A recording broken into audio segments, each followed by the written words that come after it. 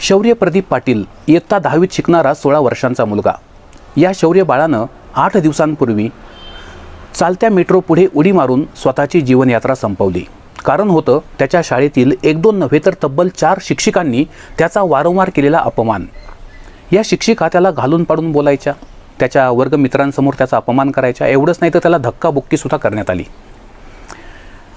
हे टोकाचं पाऊल उचलण्यापूर्वी फक्त 3 दिवस आधी शौर्यला शाळेतून काढून टाकण्याची धमकी एका शिक्षिकेनं दिली होती. या सगळ्याचा ताण येऊन हा शौर्य आपल्या वर्गमित्रांना सांगायचा की मला आता जगावंसं वाटत नाही, मला आत्महत्या करावीशी वाटते. आणि शेवटी शौर्यनं आपलं जीवन संपवलं.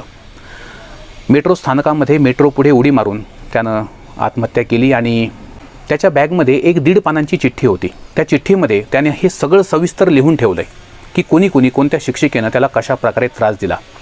मित्रांनो, हा व्हिडिओ करण्याचा उद्देश असा आहे की या प्रदीपचे या शौर्याचे वडील प्रदीप पाटील हे 8 दिवस त्या ठिकाणी दारोदार हिंडत होते की माझ्या मुलाला न्याय मिळवून द्या. पोलिसांनी FIR दाखल केला नाही.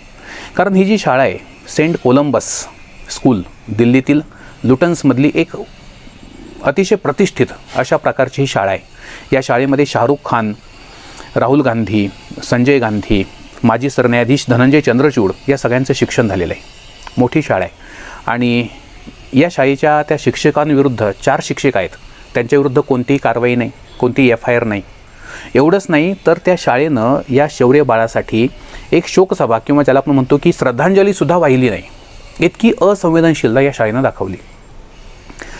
7-8 दिवसानंतर आपले छत्रपती संभाजीराजे माजी खासदार हे त्या ठिकाणी शौर्याच्या पालकांना भेटले.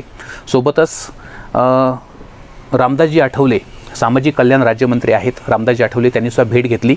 आणि केंद्रीय शिक्षण मंत्री धर्मेंद्र प्रधान यांच्यापुढे हा मुद्दा मांडण्याचं आश्वासन दिलं. आणि त्याच्यानंतर हालचाली सुरू झाल्या.